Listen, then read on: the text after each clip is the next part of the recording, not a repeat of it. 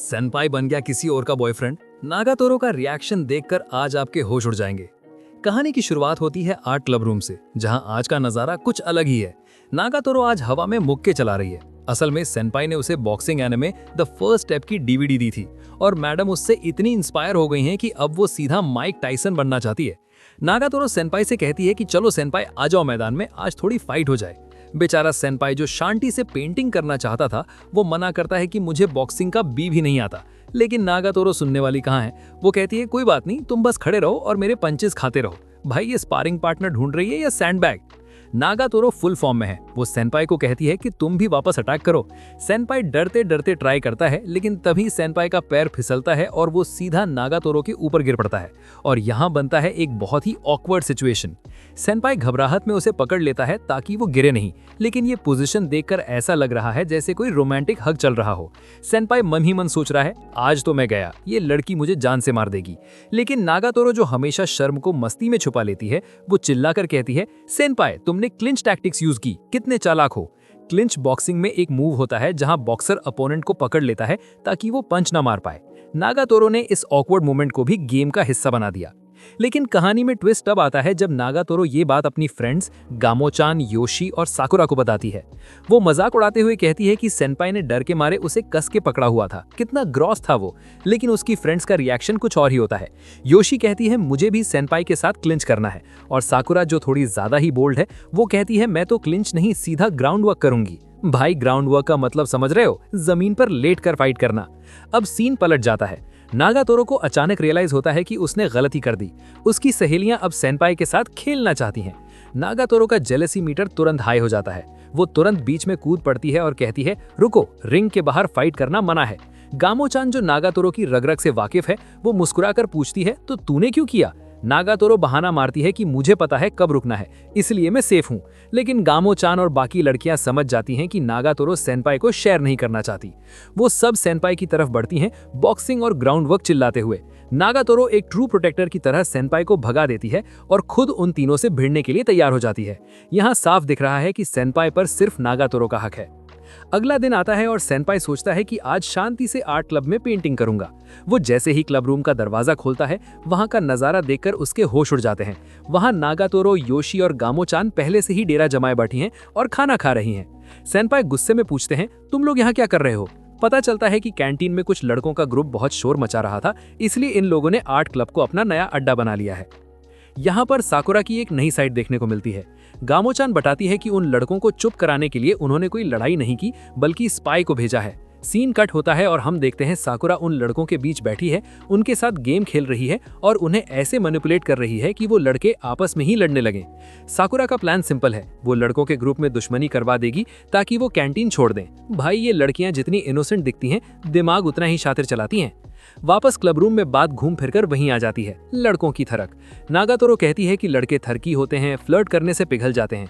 फिर इस बात पर गामो सेनपाई को टारगेट करती है और कहती है लेकिन सेनपाई तो अलग है, इसके अंदर तो कोई फीलिंग ही नहीं है, शायद सेनपाई मर्द ही नहीं। नागातोरो को ये बात हजम नहीं होती। भले ही वो खुद सेनपाई को चिढ़ाए, पर कोई और सेनपाई को नामर्द बोले ये उसे बर्दाश्त नहीं।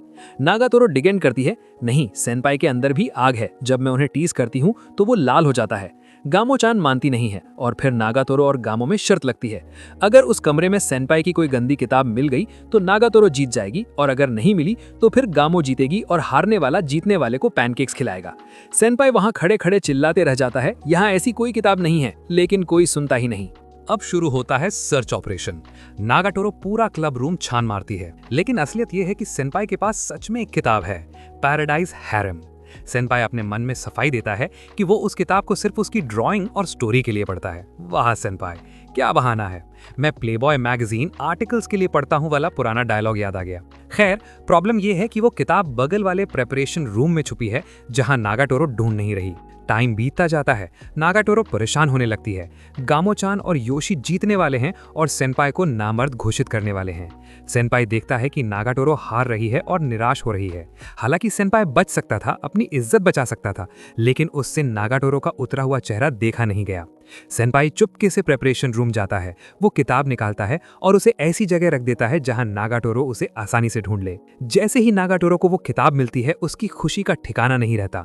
वो किताब हवा में लहराते हुए चिल्लाती है, मिल गई। सेनपाई तुम तो बड़े पर्वर्ट निकले। वो सेनपाई को ग्रोस और पर्वर्ट बोल रही है, लेकिन उसकी आवाज में जीत की खुशी है। गामो-चान और योशी हार मानकर वहां से चले जाते हैं। सेनपाई ने अपनी बेइज्जती करवा ली सिर्फ इसलिए ताकि नागाटोरो शर्त जीत सके। भाई, इसे कहते हैं ट्रू लव। कुछ दिन बाद आर्ट क्लब में सेनपाई पेंटिंग कर रहा होता है और नागाटोरो वहां आती है। नागाटोरो को देखकर सेनपाई नोटिस करता है कि उसने एक नया इयररिंग पहना है। सेनपाई तारीफ करता है, ये तुम पर अच्छा लग रहा है। नागाटोरो खुश हो जाती है और बताती है कि उसने ये नया छेद खुद किया है। वो सेनपाई को ऑफर देती है, सेनपाई तुम भी एक इयररिंग पहन लो, हम दोनों के पास कपल स्टड्स होंगे। कपल स्टड्स, ये सुनते ही सेनपाई के दिल की घंटी बज जाती है। सेनपाई घबरा जाता है, मुझे दर्द से डर लगता है। नागाटोरो कहती है, बिल्कुल दर्द नहीं होगा, बस चींटी काटने जैसा लगेगा, मैं अभी कर देती हूँ। सेनपाई मना करता है, लेकिन नागाटोरो उसके कान के पास आ जाती है। माहौल एकदम इंटेंस हो जाता है। नागाटोरो के हाथ में कुछ है। वो सेनपाई के कान को पकड़ती है। सेनपाई आंखें बंद कर लेता है, दिल धक धक कर रहा है और फिर पिचुक। सेनपाई चीखने ही वाला होता है कि उसे महसूस होता है कुछ हुआ ही नहीं। नागाटोरो जोर जोर से हंसने लगती है। उसने बस अपनी उंगलियों से सेनपाई के कान को दबाया था, कोई छेद नहीं किया। वो सेनपाई को टीज करती है, तुम तो सच में डर गए थे, क्या तुम चाहते थे कि मैं तुम्हारे शरीर में छेद करूं? सेनपाई शर्म से लाल हो जाता है, पर अंदर ही अंदर शायद वो थोड़ा डिसअपॉइंटेड भी था। लेकिन असली बम तो अब फटने वाला है। अचानक दरवाजा खुलता है और साकुरा भागते हुए आती है, पूरी तरह डरी हुई और रोती हुई। वो बिना कुछ सोचे समझे सीधा आकर सेनपाई को गले लगा लेती है। अरे भाई, सेनपाई का तो सिस्टम हैंग हो गया। नागाटोरो वहां खड़े होकर जल भुन के राख हो रही है। सीन शिफ्ट होता है एक रेस्टोरेंट में। पता चलता है कि साकुरा के पीछे एक स्टॉकर पड़ गया है, वही लड़का जिसे उसने ग्रुप तोड़ने के लिए यूज किया था। अब वो लड़का साकुरा का पीछा नहीं छोड़ रहा। साकुरा सेनपाई से एक अजीब रिक्वेस्ट करती है, सेनपाई प्लीज मेरे फेक बॉयफ्रेंड बन जाओ, अगर वो स्टॉकर हमें डेट करते हुए देखेगा तो वो हार मानकर चला जाएगा। नागाटोरो का रिएक्शन देखने लायक होता है। वो चिल्लाती है, नहीं बिल्कुल नहीं, सेनपाई क्यों, ये तो कीड़े मकोड़े से भी ज्यादा हानिकारक है, इसे बॉयफ्रेंड बनाओगी तो स्टॉकर्स और बढ़ जाएंगे। नागाटोरो पूरी कोशिश करती है कि सेनपाई ये ऑफर रिजेक्ट कर दे। वो सेनपाई को ग्रोस, हार्मफुल सब कुछ बोल देती है, लेकिन साकुरा की हालत देखकर और उसकी रिक्वेस्ट सुनकर सेनपाई हाँ कर देता है। नागाटोरो का चेहरा देखकर लग रहा है जैसे किसी ने उसका फेवरेट खिलौना छीन लिया हो। फेक गेट का दिन आता है। सेनपाई और साकुरा एक साथ घूम रहे हैं, लेकिन वो अकेले नहीं हैं। उनके ठीक पीछे नागाटोरो, गामो-चान और योशी मिशन इम्पॉसिबल स्टाइल में उनका पीछा कर रहे हैं। गामो-चान आग में घी डालते हुए कहती है, देख नागाटोरो, ये सीन बिल्कुल एनिमे जैसा है। फेक डेटिंग से शुरू होता है, लेकिन धीरे धीरे उनके बीच असली प्यार हो जाता है। ये सुनकर नागाटोरो उबल रही है। वो बार बार नहीं, ऐसा नहीं होगा बोल रही है। आखिरकार स्टॉकर दिखाई देता है। वो अभी कुछ करता उससे पहले ही नागाटोरो एक्शन मोड में आ जाती है। वो स्टॉकर को दबोच लेती है और उसे डराकर भगा देती है। डेट का मकसद पूरा हो गया, लेकिन नागाटोरो अब और बर्दाश्त नहीं कर सकती। वो सेनपाई और साकुरा के बीच में आ जाती है और कहती है, बस बहुत हुआ, एक्टिंग खत्म।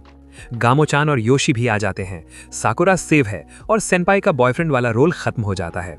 वापस लौटते वक्त नागाटोरो सेनपाई को चिढ़ाते हुए कहती है, बेचारा सेनपाई, पहली डेट थी और वो भी नकली निकली, तुम तो पक्का कुछ गंदा करने का सोच रहे थे ना। सेनपाई इनकार करता है, पर हम सब जानते हैं कि सेनपाई के मन में लड्डू तो फूट ही रहा होगा। तो दोस्तों, ये था आज का एपिसोड। मिलते हैं नेक्स्ट वीडियो में, तब तक के लिए सायोनारा।